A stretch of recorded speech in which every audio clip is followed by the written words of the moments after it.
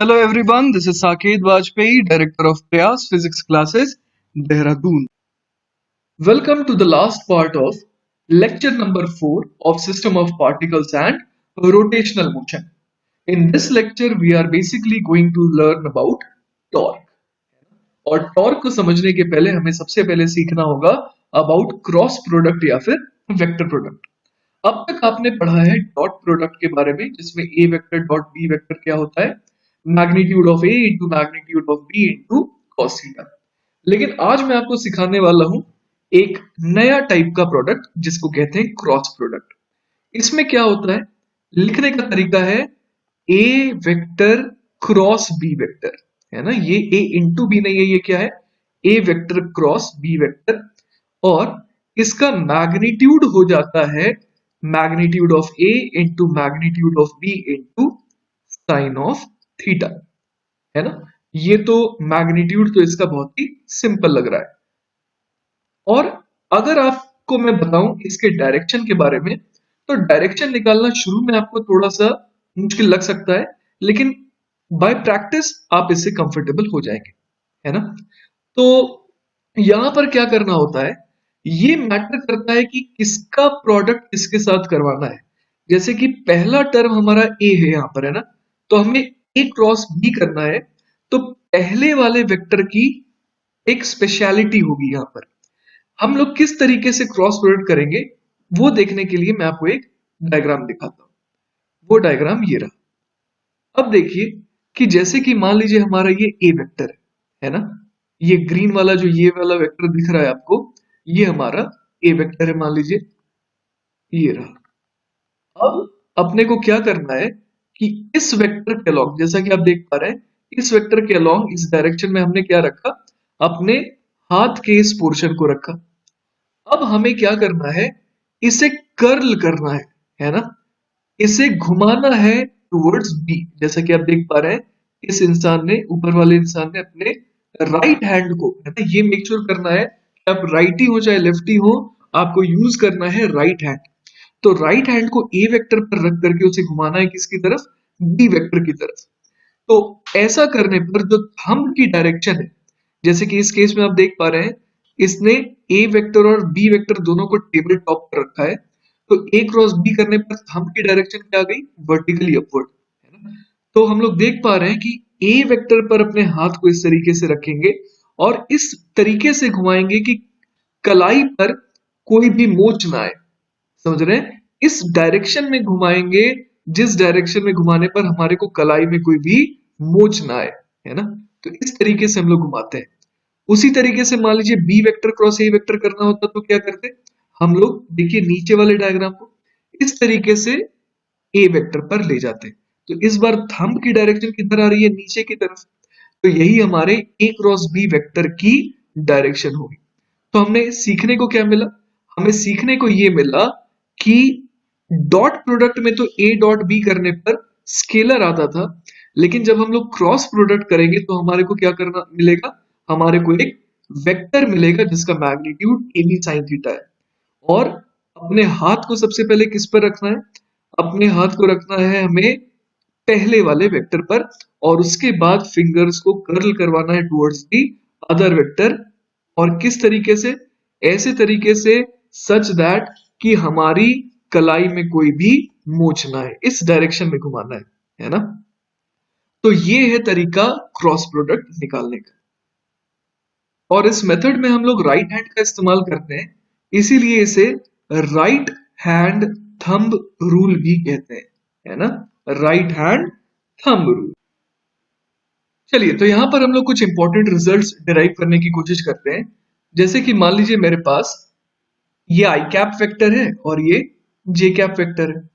अब आई cap cross J cap अगर मैं करना चाहूं तो क्या हो जाएगा, मैग्नीट्यूड वाइज देखें, आई कैप क्रॉस जे कैप अगर मैं करूं तो मैग्नीट्यूड वाइज ये कितना आ रहा है, 1 इंटू साइन ऑफ 90 डिग्री। इसका मतलब 1 आ गया। और डायरेक्शन कैसी आ गई, आई कैप के ऊपर आप अपने कराटे वाले हथेली को रखिए और उसको घुमाइए जे की तरफ। तो थंब देखिए किधर पॉइंट आउट कर रहा है, आउट ऑफ दिस प्लेन। इसका मतलब कि ये इस आई कैप जे कैप के हिसाब से ये के कैप बन गया। इसका मतलब आई कैप क्रॉस जे कैप कितना आ गया, के कैप, है ना। यहाँ पर मैं चाहूँ तो 1 नहीं भी लिख सकता हूँ, कोई दिक्कत नहीं है। ऑलराइट, इसी तरीके से थोड़ी और प्रैक्टिस कर लेते हैं। अगर मुझे करना हो आई कैप क्रॉस के कैप, आई कैप क्रॉस के कैप, बताइए तो क्या होगा। अब अपने कराटे वाले हथेली को रखना होगा, मतलब अपनी कानी उंगली को रखना होगा आई कैप पर, और उसे घुमाना होगा किधर, के कैप की तरफ। तो आप देख पा रहे होंगे कि आई कैप से अगर आप के कैप की तरफ घुमा रहे हैं ना, और किस सेंस में घुमाना है, ऐसे सेंस में जिस सेंस में हमारी कलाई नेचुरल रूप से घूमती है ना। तो आई कैप क्रॉस के कैप अगर करेंगे तो हम देखिए आपका नीचे की तरफ पॉइंट आउट कर रहा होगा, है ना। तो इसका मतलब ये हो गया कि ये जो आई कैप क्रॉस के कैप की जो डायरेक्शन है वो किधर को आ गई, नीचे की तरफ, मतलब कि माइनस जे कैप। इसी तरीके से आपकी जो इच्छा वो कर सकते हैं, जे cap cross minus k cap. मान लीजिए मुझे ये निकालना है ना, जे cap cross minus k cap, तो ये कितना आ जाएगा, जे ऊपर की तरफ है और ये के कैप, माइनस के कैप किधर होगा, अंदर की तरफ, है ना। तो जरा सोचते हैं जे कैप क्रॉस के कैप कैसा आ जाएगा। जे पर मैंने अपने कराटे वाले हथेली को रखा और जे कैप से मैं जा रहा हूं माइनस के कैप की तरफ, तो मेरा तो थंब आ रहा है टुवर्ड्स माइनस आई कैप, तो इसीलिए मैं बोल दूंगा रिजल्ट आया माइनस आई कैप। तो यहाँ पर रटने वाली कोई भी चीज नहीं है, आप हर बार अपने कराटे वाले हाथ का इस्तेमाल करिए और सोचिए कि थंब किस डायरेक्शन में पॉइंट आउट कर रहे हैं। चलिए तो आगे बढ़ते हैं और देखते हैं इस सवाल को। सवाल कह रहा है the vector A vector has a magnitude of 5 units, vector B has a magnitude of 6 units and the cross product of A and B has a magnitude of 15 units, find the angle between A and B. Alright, तो हमारे को ये समझ में आ रहा है कि ए vector cross B vector, है ना, इसका मैग्नीट्यूड कितना है। इसका मैग्नीट्यूड वैसे होगा कितना, magnitude of A into magnitude of B into sine theta, और हमारे को उस सवाल में दिया हुआ है कि कितना है, वो है 15। और साथ ही साथ ए का मैग्नीट्यूड 5 है, बी का मैग्नीट्यूड 6 है, और चलिए यहाँ साइन थीटा लिख देते हैं जो कि अननोन है, इट इज इक्वल टू 15। तो यहाँ से साइन थीटा कितना आ गया, साइन थीटा यहाँ से आ गया 15 बाय 5 इंटू, मतलब ये आ गया 1/2, है ना। अब ये देखते हैं कि साइन थीटा 1/2 कब कब होता है। साइन थीटा 1/2 दो केसेस में हो सकता है। एक तो तब जब दो वेक्टर्स के बीच में एंगल कितना है, जब दो वेक्टर्स के बीच में अगर एंगल होगा 30 डिग्री, तब भी साइन थीटा जो है वो हाफ आ जाएगा। और कब ऐसा होगा, एक और केस ऐसा होता है, अगर मान लीजिए दो वेक्टर्स के बीच में एंगल कितना है, अगर एंगल हो जाए 150 डिग्री, है ना, अगर 150 डिग्री हो जाएगा तो भी साइन ऑफ 150 डिग्री कितना हो जाता है, 1/2। तो इसीलिए इस बार सवाल में और तो कोई डेटा है नहीं, तो हम लोग सिंपली ये बोल देंगे कि देर आर टू पॉसिबिलिटीज, हो सकता है कि इनके बीच में एंगल 30 डिग्री हो, या हो सकता है इनके बीच में एंगल 150 डिग्री हो। एक और बात मैं आपको याद दिला दूं कि जब भी हम लोग क्रॉस प्रोडक्ट करते हैं तो हम लोग नॉन रिफ्लेक्स एंगल को लेते हैं। नॉन रिफ्लेक्स एंगल का मतलब क्या हो गया, वो एंगल जो 180 डिग्री से कम है ना। ये भी ऑप्शन तो था एंगल लेने का, ये भी तो ऑप्शन था एंगल लेने का, लेकिन ये दोनों नहीं ले सकते क्योंकि ये दोनों एंगल कहलाते हैं रिफ्लेक्स एंगल। तो हमें लेना होता है हमेशा नॉन रिफ्लेक्स एंगल। तो हमारा आंसर क्या हो जाएगा, आंसर कैन बी 30 डिग्री और 150 डिग्री। ऑलराइट, ठीक है। चलिए तो हमारा अगला सवाल है, इफ ए वेक्टर बराबर 2 आई कैप माइनस 3 जे कैप प्लस 7 के कैप, बी वेक्टर बराबर आई cap plus 2 k cap and c vector is equal to j cap minus k cap, तो अपने को निकालना है ए vector dot B vector cross सी वेक्टर। तो एक काम करते हैं, पहले हम लोग बी वेक्टर क्रॉस सी वेक्टर निकालने की कोशिश करते हैं। बी वेक्टर कितना है, आई कैप प्लस 2 के कैप, है ना, और इसके साथ क्रॉस किसका करना है, क्रॉस करना है जे cap minus k cap, right. तो अगर ये करना है अपने को, तो हम लोग क्या कर सकते हैं, यहाँ पर पहले आई क्रॉस जे करते हैं, आई क्रॉस जे, है ना। ऐसे सवालों को सॉल्व करने के लिए सबसे आसान तरीका है कि मैं क्या बना लूं, यहाँ पर ये एक्सिस बना लूं, है ना। ये हमारी एक्सिस है, ये वाई एक्सिस, ये एक्स एक्सिस, और ये हो गया हमारा z एक्सिस, है ना।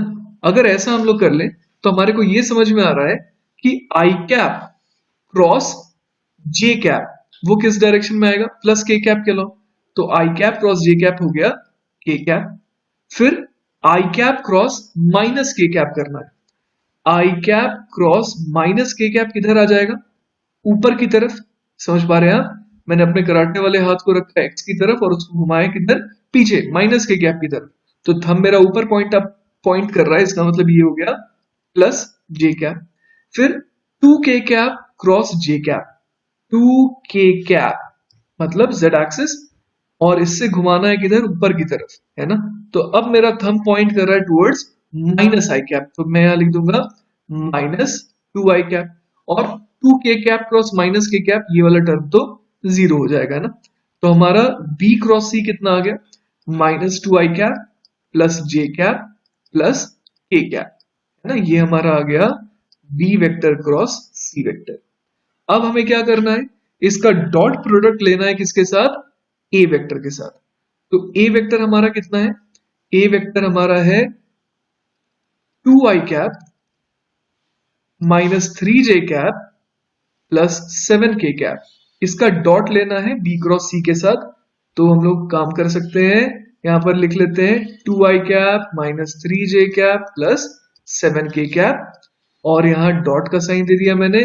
किसके साथ लेना है, minus two I cap plus J cap plus K cap. तो ये कितना आ जाएगा, टू और minus two minus four, minus three और वन माइनस थ्री, और सेवन और वन, है ना। तो ये हो गया सेवन। तो seven minus four minus three is equal to zero.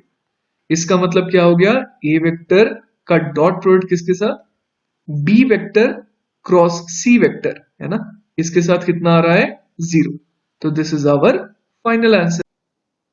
All right, तो अब मैं आपको टॉर्क सिखाना चाह रहा हूं। तो सबसे पहले हम लोग एक फिगर देखने वाले हैं अभी, और वो अपने को क्या दिखा रहा है ये देखते हैं। ये हमारा वो फिगर जिसमें लिखा है figure shows a cross section of a body that is free to rotate about an axis passing through O. ये देखिए ओ पॉइंट है और रोटेशन एक्सिस जो है वो इसी पॉइंट से पास कर रही है into the plane of the paper. अब आगे क्या लिखा है, a force is applied at point P, है ना। ये पॉइंट पी यहाँ पर बॉडी का है, whose position relative to O is defined by a position vector R vector। O से P को ज्वाइन करने वाले वेक्टर को कहा गया R vector. The directions of vectors F vector and R vector, ये जो F वेक्टर है और ये जो R वेक्टर है, इनके बीच में एंगल कितना बन रहा है, जैसा कि डायग्राम में दिख रहा है फाइव, है ना। और अभी शुरुआत कर रहे हैं हम लोग टॉर्क की, तो इसीलिए सिंपल केस रखने के लिए हम लोगों ने क्या किया, we consider only forces that have no component parallel to the rotation axis, thus F vector is in the plane of the page. मतलब अभी बहुत ही सुलझे हुए केस को देखने के लिए हम लोगों ने ये एज्यूम किया है कि ये जो F वेक्टर है वो कहाँ लाई कर रहा है, इस स्क्रीन या फिर इस पेपर के प्लेन में लाई कर रहा है ना। मतलब कि ये जो R वेक्टर है और ये जो F वेक्टर है वो दोनों एक ही प्लेन में लाई कर रहे हैं। तो हमारे को ये समझ में आ रहा है कि ये जो फोर्स है, उस फोर्स के कारण ये बॉडी जो है वो रोटेट भी करेगी, है ना। इस O पॉइंट के अबाउट ये बॉडी हिंज्ड है, और ये बॉडी जो है अगर उस पर ऐसा फोर्स लगेगा तो वो रोटेट करने की टेंडेंसी तो इसकी आएगी ही आएगी। तो अभी धीरे धीरे देखेंगे कि टॉर्क का मतलब क्या है। यहाँ देखिए लिखा है torque due to this force causes rotation around this axis. और ये रोटेशन एक्सिस कौन सी है, which extends out towards you. मतलब अभी हम लोग को ये समझ में आ रहा है कि टॉर्क कोई ऐसी चीज है जो किसके कारण आ रही है, फोर्स के कारण तो आ रही है ना। और उसका मोटिव क्या है, वो इसे घुमा पा रही है। अभी तो एक हल्का फुल्का आइडिया में ऐसा लग रहा है ना। चलिए, तो अब मैं आपको एक लेवल और आगे ले जाता हूं। अब हम लोग एग्जैक्टली इस एफ वेक्टर का रूल देखने वाले हैं ना। To determine how F vector results in a rotation of the body around the rotation axis, we resolve it into two components. और ये जो नीचे डायग्राम मैंने बना रखा है यहाँ पर, ये डायग्राम जो है इसमें मैंने दिखा रखा है कि एफ वेक्टर किस तरीके से दो कंपोनेंट में तोड़ा जा सकता है। एक वेक्टर मैंने लिया अलोंग दिस रेडियल डायरेक्शन और उसे मैंने एफ आर कह दिया, और एक कंपोनेंट जो इस रेडियल वेक्टर के परपेंडिकुलर है उसे एफ टेंजेंशियल कह दिया, है ना। तो अब हम लोग यहाँ पर फील कर पा रहे हैं कि ये एफ रेडियल अगर सिर्फ होता तो वो तो इस पॉइंट को आगे खींच रहा है, रेडियल डायरेक्शन में खींच रहा है, तो वो तो घुमाने की टेंडेंसी नहीं रख रहा है। तो घुमाने की टेंडेंसी किसके कारण आ रही है? सिर्फ और सिर्फ इस एफ टेंजेंशियल के कारण, है ना। तो वही यहां पर लिखा है, but actually only the tangential component of the force causes the rotation, है ना। तो एक बार और ऊपर आते हैं, देखते हैं क्या लिखा है। To determine how, हाँ यहाँ तक तो हो गया था। One component called the radial component Fr points along r vector. This component does not cause rotation because it acts along a line that extends through O. अब इन्होंने एक एग्जांपल दिया है कि if you pull on a door parallel to the plane of the door, you do not rotate the door. अगर आप एक दरवाजे को पकड़ के, है ना, उसके जो सबसे पतला वाला हिस्सा होता है एक दरवाजे का, है ना, उसको पकड़ के आप खींचेंगे तो दरवाजा जो है वो खुलेगा तो नहीं। हाँ, अगर आप बहुत ज्यादा ही मजबूत है और दरवाजा बहुत ज्यादा ही कमजोर है तो दरवाजा उखड़ के आपके हाथ में जरूर आ जाएगा, लेकिन वो घूमनेगा नहीं, है ना। आप समझ रहे हैं, दरवाजे के रेडियल डायरेक्शन में अगर आपने उसके पतले वाले हिस्से को पकड़ के खींचना चालू किया तो वही यहां पर लिखा है। इसीलिए जो हैंडल्स होते हैं वो इस तरीके से होते हैं कि आप उसे किस तरीके से फोर्स लगाएं उस पर, उस दरवाजे के प्लेन के परपेंडिकुलर डायरेक्शन में, है ना। तो यहाँ लिखा the other component of F vector called the tangential component F T is perpendicular to R vector, बिल्कुल सही बात है, and has magnitude F T equal to F sine five. This component does cause rotation, है ना। तो F T जो है वो रोटेशन कराने में जिम्मेदार है। ऑलराइट, तो नेक्स्ट एक और चीज देखते हैं कि the ability of to rotate the body depends not only on the magnitude of its tangential component ft but also on just how far from O the force is applied. To include both these factors we define a quantity called torque. देखिए होता क्या है, आप लोग इस बात से वाकिफ है कि कभी भी जैसे कोई दरवाजा है ना, इस तरीके से हमारे पास दरवाजा है और मान लीजिए कि वो इस एक्सिस के अबाउट घूमता है ना, इसके अबाउट घूमता है, तो आप हैंडल कहाँ लगाते हैं? यहाँ पर। कभी आपने देखा है कि हैंडल बीच में लगा है, या कभी भी आपने देखा है कि हैंडल यहां लगा है? इसका कोई कारण है। कारण ये है कि जब आप यहां से पकड़ के खींचते हैं ना, तो खींचना ज्यादा इजी होता है एज कंपेयर टू जब आप यहां से खींचे या यहां से खींचे। तो इसका मतलब अगर आप फोर्स लगा रहे हैं यहां पर से और उतना ही फोर्स लगा रहे हैं यहां से और उतना ही फोर्स लगा रहे हैं यहां से, तो सबसे ज्यादा इजी, है ना, सबसे ज्यादा आसान आपको कहां से घुमाना पड़ेगा? जब आप जितना दूर हो सके वहां से आप खींच रहे हो। ये आपने अपने डेली लाइफ में करके देखा भी होगा, है ना। और यही कारण है कि हैंडल जो है वो डोर के बिल्कुल एज पर होता है, और वो भी कौन से एज पे? रोटेशनल एक्सिस से जितना फार हो सके उस जगह पर। तो इसीलिए बेसिकली हम लोग ये देख रहे हैं कि एफ का तो रोल है ही, है ना, लेकिन आर का भी एक बहुत बड़ा रोल है कि वो इस एक्सिस से कितनी ज्यादा दूरी पर है। तो इन्हीं दोनों फैक्टर्स को मद्देनजर रखते हुए कंबाइन किया गया और डिफाइन किया गया एक यूनिट जिसको हम लोग कहते हैं टॉर्क। तो टॉर्क एक वेक्टर क्वांटिटी है जिसको बेसिकली कैसे डिफाइन किया जाता है? As R vector cross F vector, और टॉर्क का मैग्नीट्यूड कितना हो जाएगा? R into F into sine five. जो ऊपर वाला डायग्राम था हम लोगों ने देखा था कि वहां पर फाई क्या था? Angle between the R vector and the F vector, है ना। ये जैसे हमारा आर वेक्टर था और ये एफ वेक्टर था, तो उन दोनों के बीच का एंगल कितना था? फाई, है ना। तो वही यहाँ पर यूज किया गया है। अब देखिए इस r into F into sine five को लिखने के दो इक्विवेलेंट तरीके हैं। देखते हैं वो दो इक्विवेलेंट तरीका क्या हो जाएगा। वो तरीका हो जाएगा r into F sine five या फिर r sine sine five into F. अब आप कहेंगे कि इन दोनों में फर्क क्या है? तो फर्क आपको तब पता चलेगा जब आप ये डायग्राम देखेंगे, है ना। इस डायग्राम को अगर आप देखेंगे तो देखिए यहाँ पर क्या हो रहा है, ये r वेक्टर है, ये f वेक्टर था और दोनों के बीच में एंगल था फाइव। अब अगर मैं f वेक्टर को एक्सटेंड कर दूं और उसके ऊपर मैं एक परपेंडिकुलर ड्रॉप करूं, तो ये लाइन जो है उसको मैं बोल सकता हूं आर परपेंडिकुलर। मतलब कि एफ वेक्टर को एक्सटेंड करने पर जो ओ पॉइंट से मैंने परपेंडिकुलर ड्रॉप किया उसको नाम क्या दिया गया? आर परपेंडिकुलर, जो कि कहलाता है moment arm of F vector. तो ये आर परपेंडिकुलर की मैग्नीट्यूड कितनी हो जाएगी? R perpendicular will be equal to, आप देख पा रहे हैं, R perpendicular is equal to R sine five, right. ये आर साइन फाई हो गया।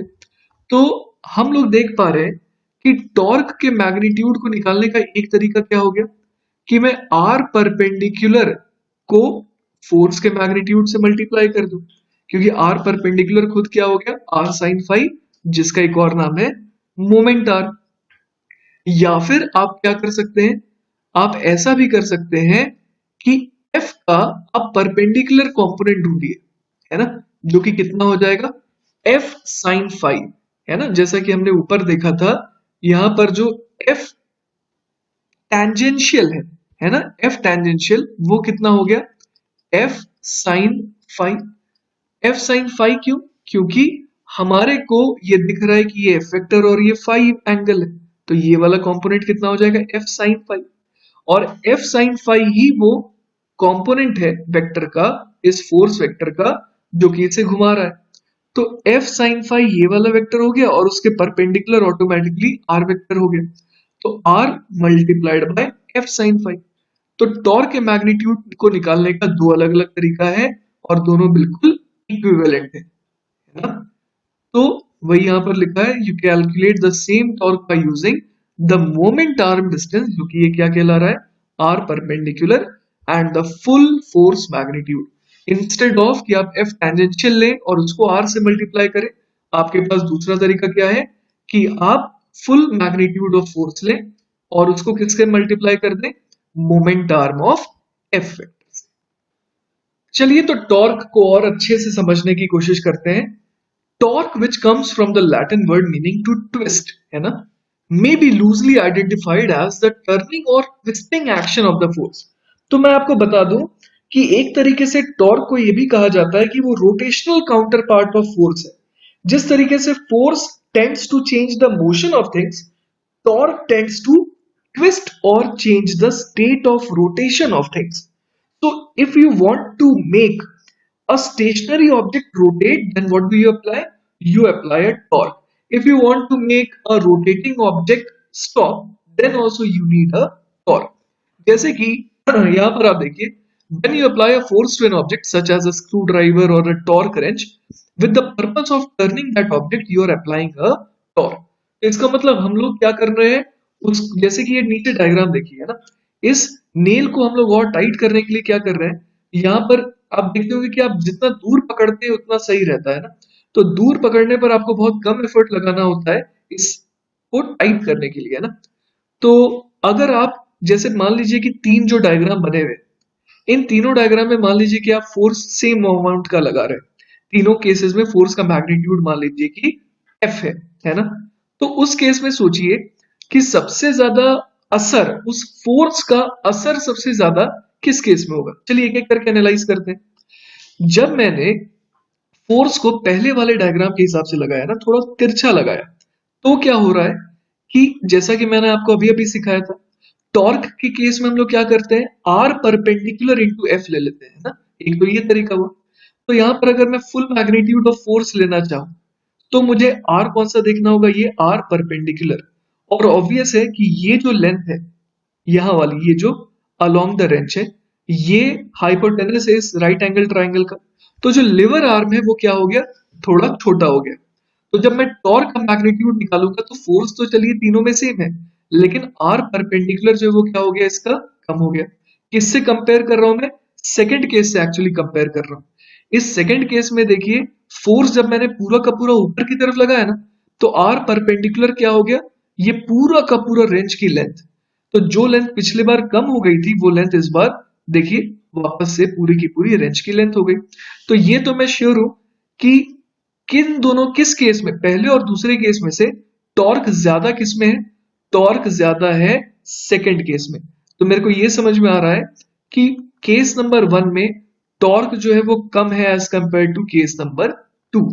अब थर्ड केस की बात करें, अच्छा इसने तो और बढ़िया जुगाड़ बिठा लिया, इसने और दूर से इसके हैंडल को पकड़ने की कोशिश की, तो फोर्स तो वही मैग्नीट्यूड का है, लेकिन अब आर जो है देखिए ये और ज्यादा बढ़ गया। तो इसका मतलब मुझे ये भी समझ में आ रहा है कि थर्ड केस में तो टॉर्क जो है वो और ज्यादा हो गया। फोर्स उतना ही लगा, लेकिन जो स्मार्टेस्ट था उसने टॉर्क ज्यादा लगा दिया अपनी सूझबूझ का इस्तेमाल करके। और देखते हैं इसमें क्या लिखा है। The SI unit of torque is the newton metre, है ना। टॉर्क बराबर क्या होता है, आर क्रॉस एफ, मतलब आर के लिए मीटर हो गया और फोर्स के लिए न्यूटन हो गया, तो न्यूटन मीटर हो गया।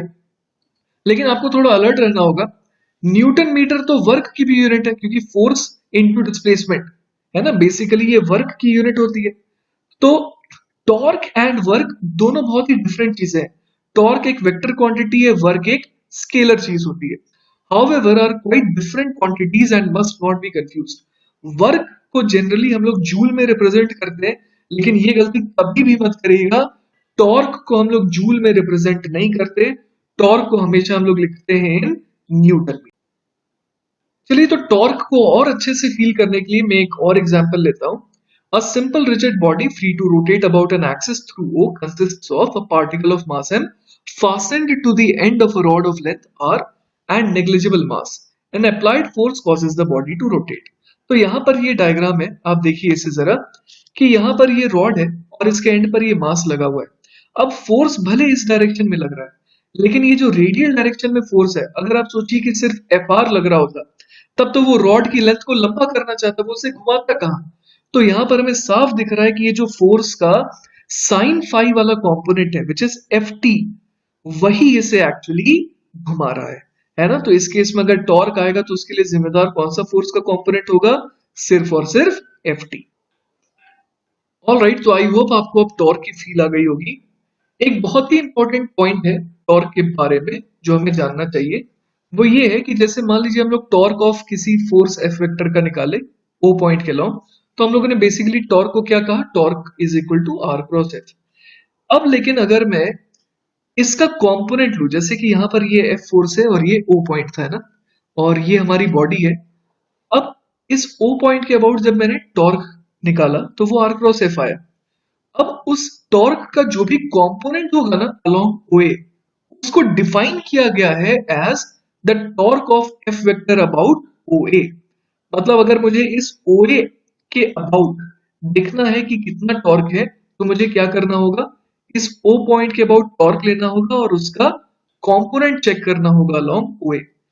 लेकिन अब तो आपको ये समझ में नहीं आ रहा होगा कि इस एक्सिस के अबाउट अगर मुझे टॉर्क देखना है तो कौन सा पॉइंट सेलेक्ट किया जाए। तो वही चीज आपको क्लियर की जा रही है, the torque of a force about a line is independent of the choice of origin as long as it is chosen on the line. मतलब कि अगर आपको किसी लाइन के अबाउट टॉर्क देखना है ना, इंस्टेड ऑफ किसी पॉइंट के अबाउट किसी लाइन के अबाउट टॉर्क देखना है, तो आप सिंपली क्या करिए, उस लाइन पर कोई भी रैंडम पॉइंट चुनिए, उसे कह दीजिए ओरिजिन, नाम दे दीजिए ओ। अब उस ओ पॉइंट के अबाउट आप क्या करिए, उस फोर्स का टॉर्क निकालिए, और जो भी टॉर्क आया उसका आप क्या ले लीजिए, सिंपली कंपोनेंट अलोंग ओ ए, वो आपका आंसर होगा। लेकिन मुझे समझ में आ रही बात कि आपको ये बात नहीं समझ में आ रही होगी, ये हजम नहीं हो रही होगी कि कोई भी पॉइंट ले लेंगे तो टॉर्क सेम कैसे आएगा। आइए तो फिर इसका डेरिवेशन करते हैं, है ना। तो ये रहा उसका प्रूफ।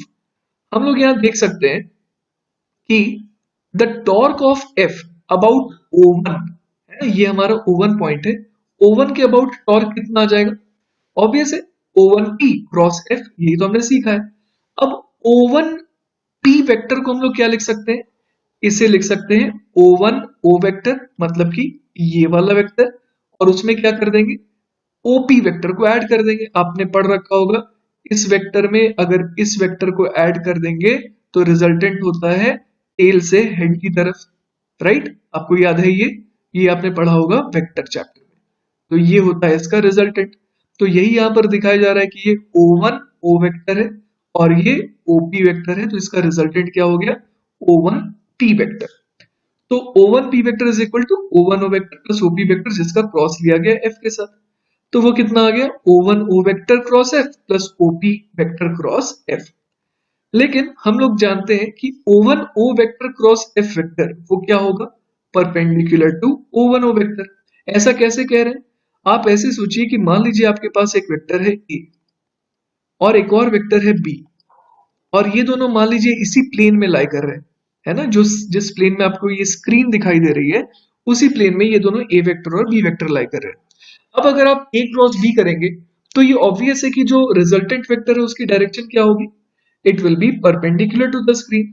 मतलब जो टॉर्क लेने पर जो रिजल्टेंट वेक्टर आता है वो A वेक्टर और B वेक्टर दोनों के ही परपेंडिकुलर होता है। तो वही चीज यहाँ पर बताई गई है कि O1 O vector cross F vector वो क्या होगा, O1 O वेक्टर के परपेंडिकुलर होगा। तो अगर O1 O वेक्टर के परपेंडिकुलर होगा मतलब वो इस एक्सिस के भी परपेंडिकुलर हो गया, और अगर एक्सिस के परपेंडिकुलर हो गया ये वाला टर्म, है ना, ये वाला टर्म जो है ये एक्सिस के परपेंडिकुलर हो गया, तो क्या इसका कोई कंपोनेंट आएगा इस OA एक्सिस के अलोंग? बिल्कुल भी नहीं। तो वही बात यहाँ लिखी है, this term will have no component along AB। तो दैट मींस कि the component of O1P cross F vector, है ना, O1P cross F vector is equal to that of OP vector cross F। O1P cross F vector और OP cross F vector दोनों ही same आए, है ना। तो लेट मी समराइज, अगर आपको निकालना है किसी भी एक्सिस के अबाउट किसी फोर्स का टॉर्क, तो आप सिंपली क्या करेंगे, कोई भी पॉइंट ले लीजिए उस एक्सिस पर और उस पॉइंट के अबाउट देखिए टॉर्क कितना आ रहा है, और जो भी टॉर्क वेक्टर होगा उस वेक्टर का कंपोनेंट ले लीजिए अलोंग दिस लाइन, और that will be your answer. Alright, तो चलिए मैं आपके साथ कुछ स्पेशल केसेस से डील करता हूं। जैसे कि पहला केस मैंने लिया है जब F जो है वो पैरेलल टू AB है ना। मैंने आपके लिए दरवाजे बना के रखे हैं यहाँ पर, ये देखिए। अगर F जो है वो पैरेलल टू AB है, आप समझ पा रहे हैं कि ये AB इस केस में ये वाली एक्सिस हो गई, राइट। AB जो है वो अलोंग दिस लाइन हो गई। अब जो है अगर F पैरेलल टू AB लग रहा है ना, F पैरेलल टू AB का मतलब क्या हो गया कि आप फोर्स किस तरीके से लगा रहे हैं इस बार, फोर्स हो सकता है कि आप इस डायरेक्शन में लगा रहे हैं ऐसे करके, तो क्या ये दरवाजा खुलेगा कभी? इस तरीके से कभी आपने किसी को दरवाजा खोलते देखा है? इस तरीके से अगर आप फोर्स लगाएंगे तो दरवाजा किसी भी हालत में नहीं खुलेगा। या फिर आप इस तरीके से ट्राई करिए दरवाजा खोलने का, ऊपर की तरफ फोर्स लगा करके, तो ये दरवाजा खुल नहीं सकता अगर आप इस तरीके से टेंजेंशियल डायरेक्शन में ऊपर की तरफ फोर्स लगाएंगे, राइट। अब इसी तरीके से मैंने दूसरा केस लिया है F इंटरसेक्ट्स AB, है ना। सोचते हैं कि F इंटरसेक्ट्स AB का मतलब क्या हुआ। अगर आप फोर्स लगा रहे हैं इस तरीके से, आपको क्रॉस का मतलब तो पता ही है कि किस तरीके से फोर्स की डायरेक्शन को मैं यहाँ पर शो कर रहा हूं। अगर आप इस तरीके से दरवाजे को प्रेस कर रहे हैं, है ना, तो क्या ये दरवाजा खुलेगा? नहीं। वैसे तो ये दरवाजा खुला हुआ है, मतलब मैं कहना चाह रहा हूँ कि दरवाजा रोटेट करेगा क्या? नहीं, दरवाजा और रोटेट नहीं करेगा। इस तरीके के फोर्स लगाने पर दरवाजा रोटेट नहीं कर सकता है ना। या फिर आप यहाँ पर ऐसे ऐसे धक्का दीजिए, दरवाजा तो नहीं खुलेगा। तो हमें ये समझ में आ गया कि अगर F पैरेलल टू AB हो और अगर F इंटरसेक्ट्स AB, मतलब आपने फोर्स इस तरीके से लगाया कि वो फोर्स को अगर मैं एक्सटेंड करूं तो वो एक्सिस को हिट करे, है ना। फोर्स मैं इस तरीके से भी नहीं लगा सकता हूं। अगर फोर्स मैंने ऐसा लगाया सच दैट कि ये एक्सटेंड करने पर इस रेड वाली लाइन को टच कर रहा है, तो इसका मतलब ये हो जाएगा कि फोर्स का आप देखिए एक कंपोनेंट तो ऐसे ऊपर की तरफ हो गया जो कि F पैरेलल टू AB वाला रोल प्ले कर रहा है, और एक कंपोनेंट कैसा हो गया जो इसे इस तरीके से क्रॉस बना करके प्रेस कर रहा है ना। तो दोनों ही केसेस में अगर F पैरेलल टू AB हो या F इंटरसेक्ट्स AB हो, तो उन दोनों ही केसेस में क्या हो जाएगा, कोई भी टॉर्क नहीं लगेगा, राइट। इस F इंटरसेक्ट्स अगर F जो है वो अगर इंटरसेक्ट कर रहा है AB को, ये वाले केस को समझाने का मेरे पास आपके लिए एक और तरीका है। अगर मान लीजिए कि F वेक्टर इस तरीके से लग रहा है इस बॉडी के इसी P पॉइंट पर, तो क्या होगा कि आप सबसे आसान तरीका क्या अपना सकते हैं कि O, जो कि आपके ऊपर डिपेंड करता है कि कहां पर ले OB में, आप O को उसी पॉइंट पर ले लीजिए जहां पर ये F जो है एक्सटेंड करने पर AB को इंटरसेक्ट करता है। तो आप देख पा रहे हैं कि ये O पॉइंट से जो R वेक्टर है ना, ये R और F तो क्या हो गया, पैरेलल हो गए। तो R क्रॉस F क्या आ गया, जीरो। तो जीरो वेक्टर का कंपोनेंट भी अलोंग AB क्या आ जाएगा, जीरो ही आ जाएगा। तो हम लोग मैथमेटिकली भी देख पा रहे हैं और एनालिटिकली भी देख पा रहे हैं कि अगर कोई ऐसा वेक्टर है फोर्स जो कि इंटरसेक्ट कर रहा है एक्सिस को, तो उसका टॉर्क कितना आएगा, शून्य। ऑलराइट, तो अब हम लोगों ने दो केसेस देख लिए हैं टॉर्क के। अब एक और केस देखते हैं जिसमें F जो है F वेक्टर वो परपेंडिकुलर टू तो है AB के, लेकिन F वेक्टर और AB वेक्टर को इंटरसेक्ट नहीं करते। ऑब्वियस है अगर F वेक्टर और AB इंटरसेक्ट करते तो क्या होता, तब तो टॉर्क जीरो हो जाता। तो ये डायग्राम देखिए, ये वाई एक्सिस है, ये एक्स एक्सिस और ये जेड एक्सिस है। हमारे को ये दिख रहा है कि ये जो ए पॉइंट है उस पर हमें टॉर्क देखना है, और एफ वेक्टर जो है वो इस एक्स वाई प्लेन में लाई कर रहा है ना। और मेरा जो रोटेशन एक्सिस है वो ये जेड एक्सिस है। तो हम लोग यहां पर देख सकते हैं कि टॉर्क कैसे निकालेंगे। टॉर्क निकालने का तो बेसिक तरीका है आर क्रॉस एफ, है ना। तो अगर आर क्रॉस एफ करेंगे तो टॉर्क की डायरेक्शन किधर आ जा रही है, ऊपर की तरफ आ जा रही है, राइट।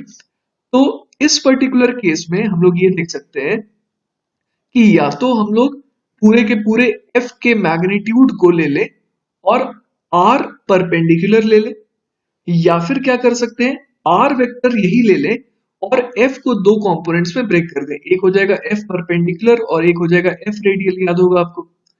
तो यहां पर जो एफ परपेंडिकुलर है ना, एफ परपेंडिकुलर है, उसको हम लोग पूरा का पूरा आर से अगर मल्टीप्लाई कर दें तो वो हमारे को टॉर्क दे देगा। और वही जो दूसरा तरीका मैंने बताया था, आप क्या कर सकते हैं, पूरे के पूरे एफ के मैग्नीट्यूड का अगर आपको यूज करना है तो आप एफ को एक्सटेंड कर दीजिए और उस ओ पॉइंट से क्या करिए, इस पर एक परपेंडिकुलर ड्रॉप करिए, ये आर परपेंडिकुलर हो गया। और आर परपेंडिकुलर क्रॉस एफ अगर करेंगे तो वो पूरा का पूरा किस डायरेक्शन में आ रहा है, आप देख सकते हैं जेड एक्सिस के लॉन्ग ही आ रहा है, जो कि हमारा इस पर्टिकुलर केस में एक्सिस ऑफ रोटेशन था।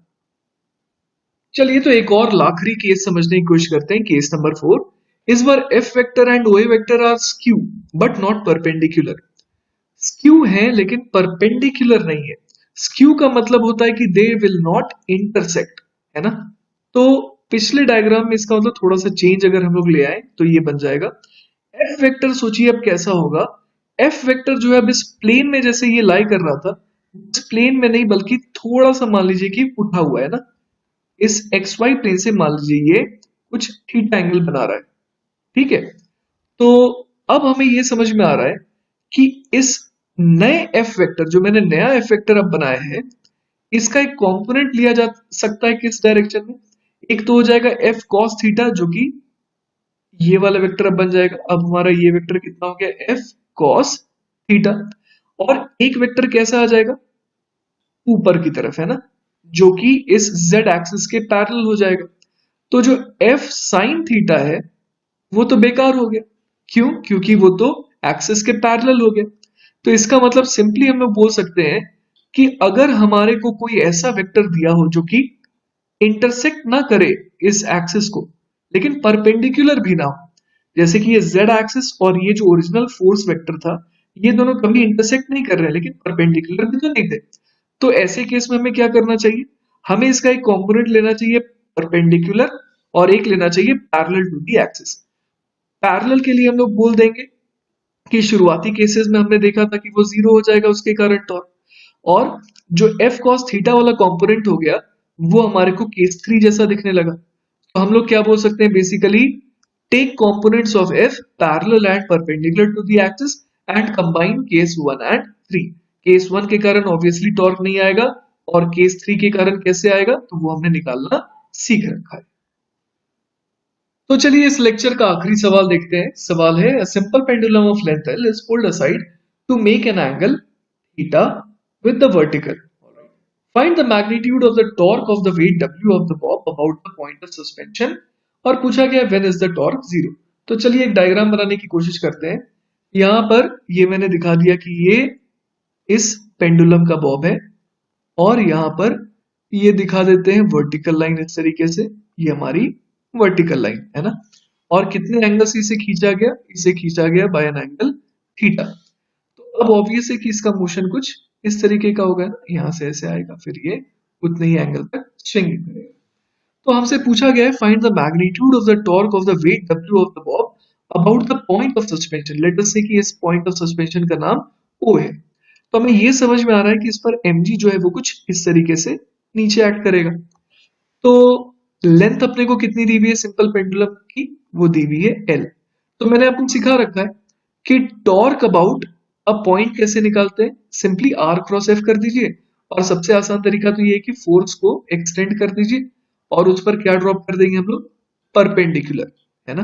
तो ये हमारा लिवर आर्म हो जाएगा। तो ये वाली लेंथ कितनी हो जाएगी हमारी, ये एंगल है 90 माइनस थीटा, तो ये लेंथ हो जाएगी L साइन थीटा। तो हमें सिंपली क्या करना है, टॉर्क का मैग्नीट्यूड हम लोग कितना बोल देंगे, mg multiplied by L sine theta. बस इतना ही करना था हमारे को। तो ये हो गया magnitude of the torque of the weight W। W यहाँ पर दिया हुआ है, तो हम लोग mg को सिंपली क्या बोल देंगे, W। तो आंसर हो गया WL साइन थीटा। अब एक और चीज पूछी गई है कि when is the torque zero, है ना। तो हम लोग समझ पा रहे हैं कि अगर इस ओरिएंटेशन से छोड़ेंगे तो इसे घुमाने की कोशिश तो कर रहा है mg। अगर एनालिटिकली सॉल्व करना चाहें तो आप ऐसे समझ सकते हैं कि अगर ये जो बॉब है ना, ये कहां पर होता, बिल्कुल अपने बॉटम मोस्ट पॉइंट पर होता, अगर यहां से छोड़ते तो इस समय mg कैसे घुमाने की कोशिश करता।